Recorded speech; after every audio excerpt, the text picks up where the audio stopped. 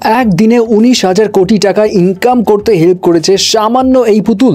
দেখতে কিউট না, অথচ এই পুতুল এখন এত ভাইরাল এবং এত ডিমান্ডিং যে জানলে অবাক হবেন। এই পুতুলের নাম লাবুবু পুতুল এবং এই লাবুবু ডল চায়নার পপ মার্ট ইন্টারন্যাশনালে 2024 সালে একদিনে প্রায় $1.6 বিলিয়ন ইনকাম করতে হেল্প করেছে, যার মধ্যে $400 মিলিয়ন অর্থাৎ 4,000 কোটি টাকা কেবলমাত্র এই লাবুবু পুতুলটা সেল করেই এসছে। বাট কাহিনী কি আছে এই পুতুলে এবং কেন এটা হলো এত ভাইরাল এবং এদের বিক্রির যে একটা কৌশল আছে সেটা এতটাই ইউনিক যে আপনিও বলতে বাধ্য হবেন চায়নার চালাকি আসলেই করা।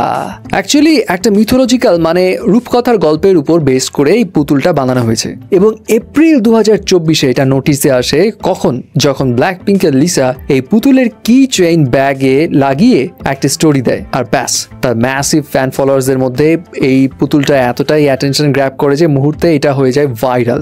সাউথ এশিয়াতে জেনজিদের মধ্যে এটা সেন্সেশন ক্রিয়েট হয়। এরপর রিয়ানা, ডুয়া লিপা, কিম কার্দাশিয়ান এবং আনান্যা পান্ডেকেও এই পুতুলের কি চেইন ব্যাগে ইউজ করতে দেখা যায়। হ্যাঁ, এটা সত্যি, এদের কারণে এই পুতুলটা হিউজ লেভেলের একটা রেসপন্স পায়। বাট এদের পুতুল বিক্রির স্ট্র্যাটেজিটা অনেক জোশ, একদম ক্রাশের সাথে ফার্স্ট ডেটে যাবার মতো উত্তেজনা বাড়িয়ে দেওয়ার মতো সিচুয়েশন হয়ে যায়।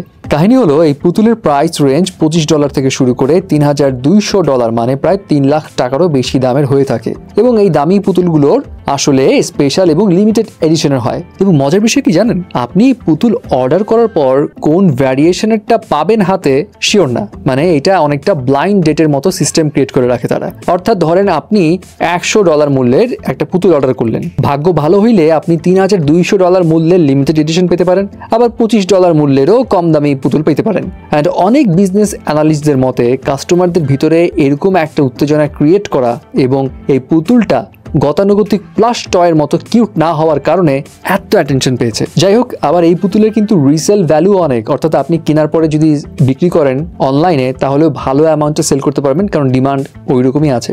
যদিও বাংলাদেশিদের মধ্যে এখন ওই ডিমান্ডটা আছে কিনা বলা মুশকিল, তবে জেনে বড় উপকৃত হলাম। আদারওয়াইজ কেউ যদি এমন চেহারার পুতুল গিফট করতো তাইলে হয়তো বলতাম রুচির দুর্ভিক্ষ।